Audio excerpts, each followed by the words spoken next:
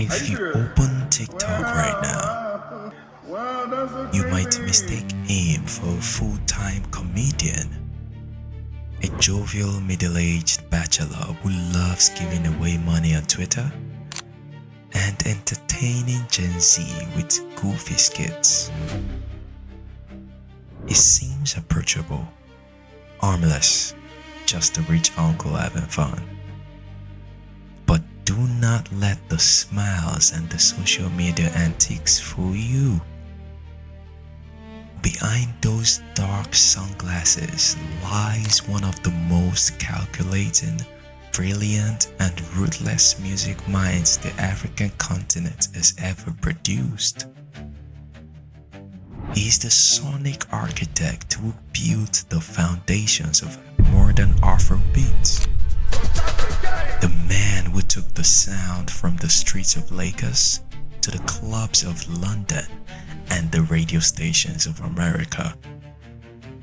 He has survived betrayals that would have ended careers, reinvented himself when critics called him washed up, and transitioned from a hit maker into a king maker. How does one man define the sound of a generation and then build an even bigger empire from the ashes? This isn't just a story about beats. It's a story about business, brotherhood, and the heart of the comeback. Welcome to the definitive story of Michael Collins Ajere, the Don.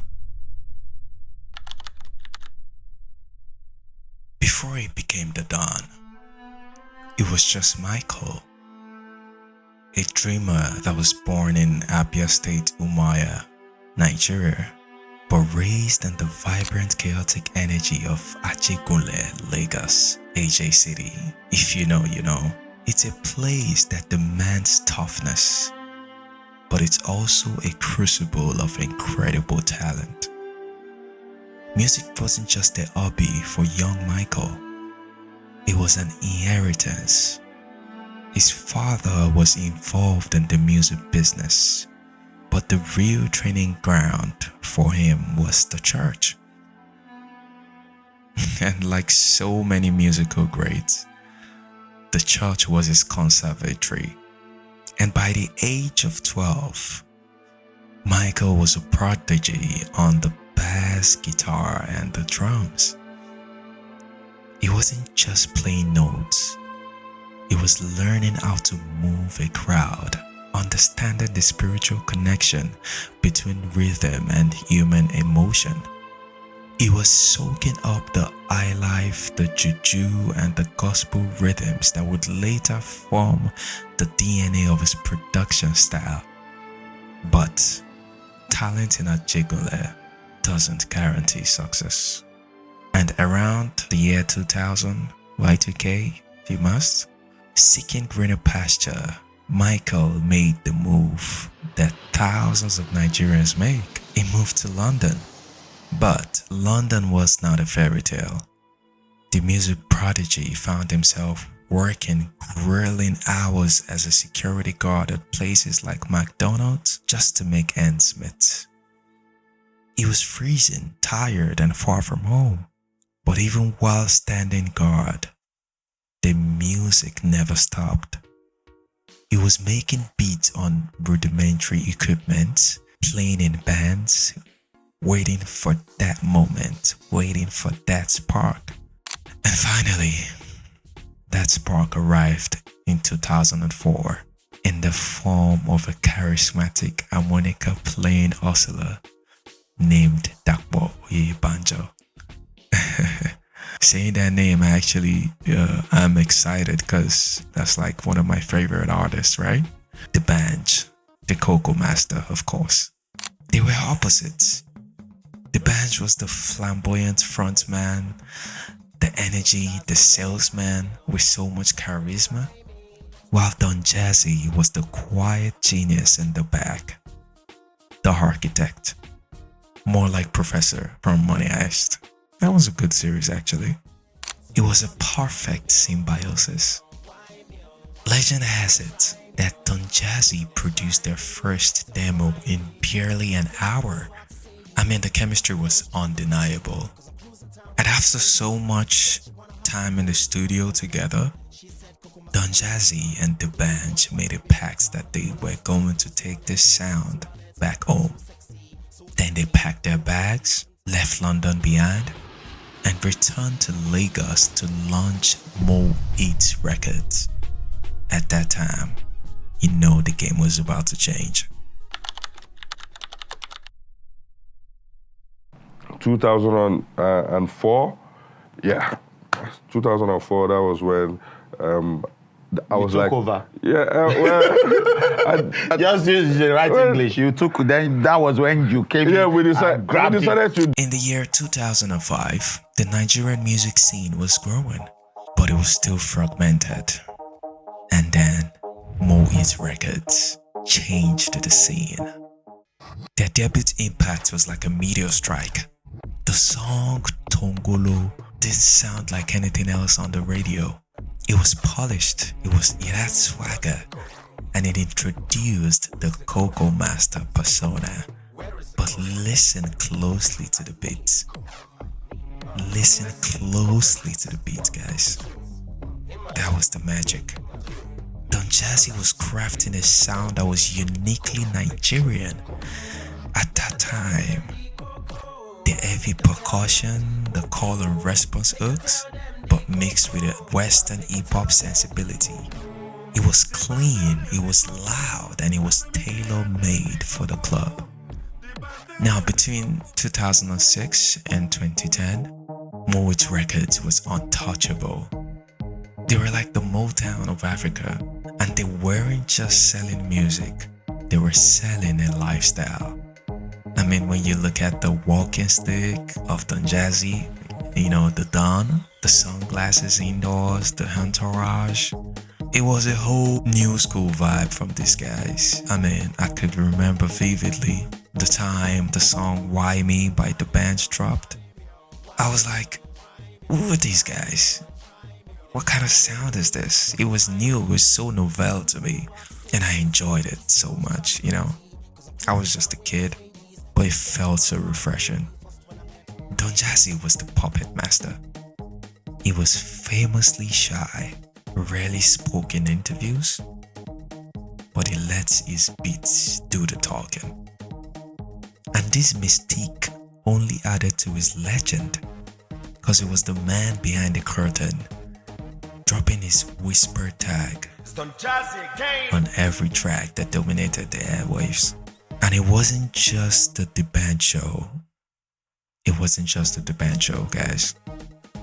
Don Jazzy proved his versatility with other amazing artists like Wanda Cole. And when Wanda Cole dropped this debut phenomenal album, Motion to Mo It, in 2009, it changed the game for real. Many argue that it is one of the greatest Afropop albums ever made. And Don Jazzy took Wanda's incredible R&B vocals and fused them with street up beats, creating unparalleled classics like Bumper to Bumper, Taboo, you know, just to mention a few. Personally, I feel like Wanda Cole is one of the greatest vocalists to come out of Nigeria. He's a legend, he's an icon. Most of these artists, these new generation artists, they look up to him. Now check this out, guys. The Mo Eats crew felt like the Avengers. They were young, rich, and ruling the continent, and then they aimed for the world. Fast forward to 2011, the Oliver Twist moment. This was the apex. The song was an international juggernaut, cracking the UK top 10. It led to the moment that seemed to validate everything, and it was the moment when Don Jazzy and the band signed a deal with Kanye West's Good Music. At that time, it felt like Afrobeat had finally arrived on the global main stage. The band and Don Jazzy were standing shoulder to shoulder with Jay-Z and Kanye West. I mean, they had conquered the mountain that time. It was incredible. Personally, when I saw that video of The Bench and Don Jazzy with Kanye West. I'm like, shit, it's about to get crazy. Make some noise!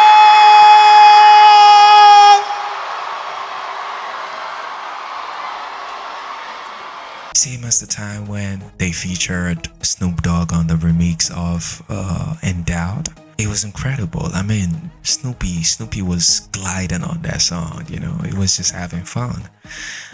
That was the Afrobeats to the world moment. That was the genesis of that, you know, narrative of that movement. But hey, what happens when you reach the top of the mountain and realize you and your partner want to climb down different sides? I bet you guessed right. The fall of Moet. Rumors had been swirling for months, but when the official confirmation came that the Bench and Don Jazzy were dissolving their partnership and ending Moet Records, it sent shockwaves through the industry. It was our Beatles breakup. It was Rockefeller splitting up. And the reasons were complex. Guys.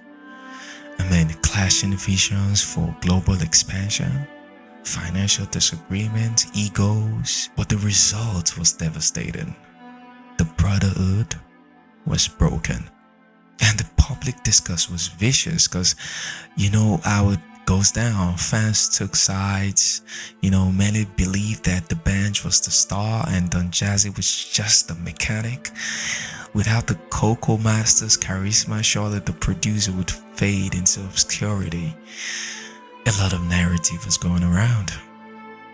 But Don Jazzy, being true to his form, stayed mostly quiet. He gave away his share of the Moet's catalog assets, and then he walked away. For the first time in nearly a decade, Michael Adger was alone. He had no label name. His flagship artist was gone. The industry vultures were circling, waiting for him to fail. Cause he was starting from zero with nothing but his reputation and that incredible musical brain. And the question wasn't if he could make another beat. The question was, could he build another empire? Well, that brings us to the resurrection. In May 2012, just months after the split, Don Jazzy announced the birth of Mavin Records. He rallied the troops who stayed loyal, that stuck succeed, the Prince won the coal, and then he released the compilation album, Solar Plexus. And you want some honesty, guys? The initial launch of this album was kinda rocky. The magic seemed slightly off. I mean, you know, the critics pounced. They said the Don had lost his touch. But Don Jazzy did what great CEOs do. He pivoted. He realized he couldn't just recreate the Moet's sound he had created. He needed fresh energy. He needed to diversify. And then his first masterstroke was leaning into female star power. Yeah, you guessed that right. He partnered with the first lady of Mavin Records, Tiwa Savage. And Don Jazzy went ahead to produce hits like Eminado and a couple other amazing records, you know, cementing our status as the queen of Afrobeats and proving that Mavin wasn't just a boys club. I'm a big fan of Tiwa Savage, you know. Yeah, I think I might have a crush on her as well. She's beautiful. Okay guys, I'm sorry about the glazing. Alright, that's done now. Now, just for clarity, right? This first set of artists, we're gonna call them Mavins 1.0. Cause a couple years later, Don Jazzy brought in young blood, hungry bloods like Ricardo Banks, Korede Bello, and Deja, making this version of artists the Mavins 2.0. When the crew track Dorobuchi dropped in 2014, it was crazy. It was a pandemonium. It wasn't just a song, it was a national obsession. Don Jazzy had done the impossible. He hadn't just survived the breakup, he had built a bigger, more diverse, and more structured machine. Now this takes us to the evolution. This is where the story shifts from musical genius to business brilliance. That rhymes so well. Wow. I feel like I'm gliding on this voiceover, guys. What do you think?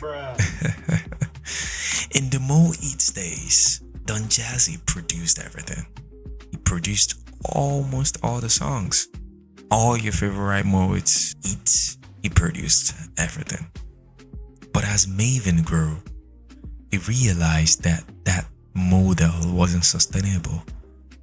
He had to evolve from being the star player to being the coach. He had to become Pep Guardiola, guys. He started building an infrastructure. He hired A&Rs, data analysts, and a marketing team. He began mentoring in-house producers like All Teams and Baby Fresh, teaching them the Mavin sound so he didn't have to make every beat himself. This structural shift led to Mavin 3.0, the global domination era. Fast forward to the time when the Prince discovered a young kid from Benin City named Rema. He aligned with Don Jazzy about this kid, but Don Jazzy didn't just throw him in the booth. They spent over a year developing his sound, his brand, and his aesthetic behind closed doors before the world ever heard his first track, Do Maybe. And the result? Rema is now a global superstar, selling out arenas in multiple continents. He literally has the biggest Nigerian song on Spotify with almost 2 billion streams on demand.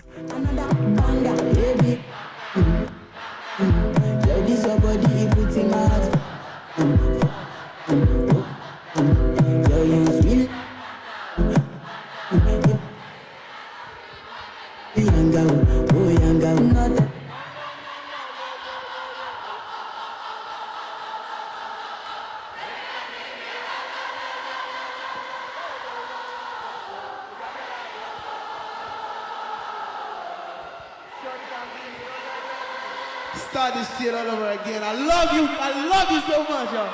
That's one of my favorite artists right there. I mean, I love Rema. He's a great guy. Amazing artist. I actually met him one time back. I think that was about 4 years ago. Great guy.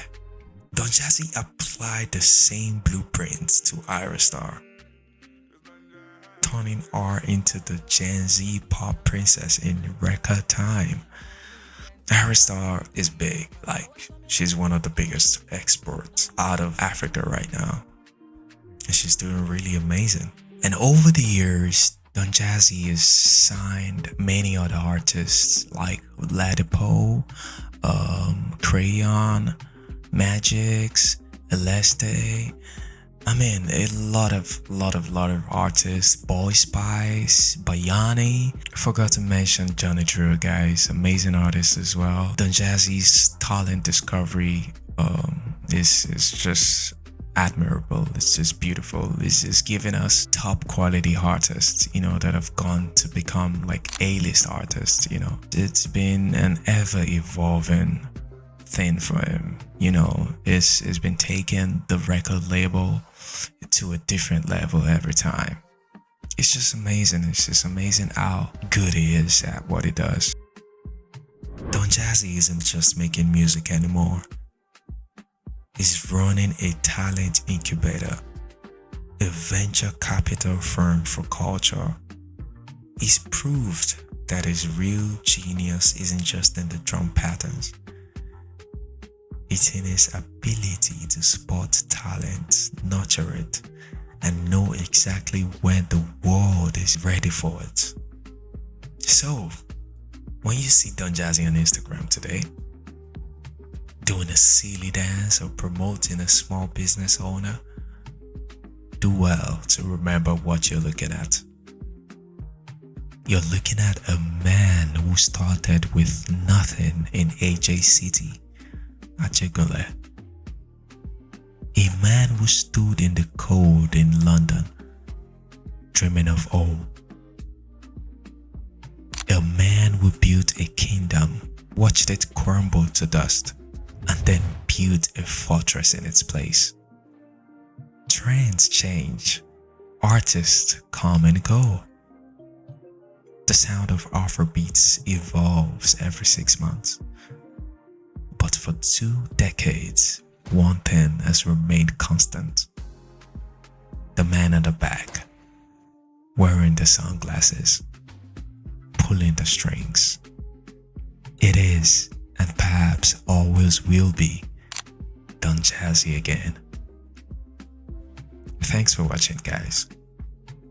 And do well to check my other videos. They're pretty amazing.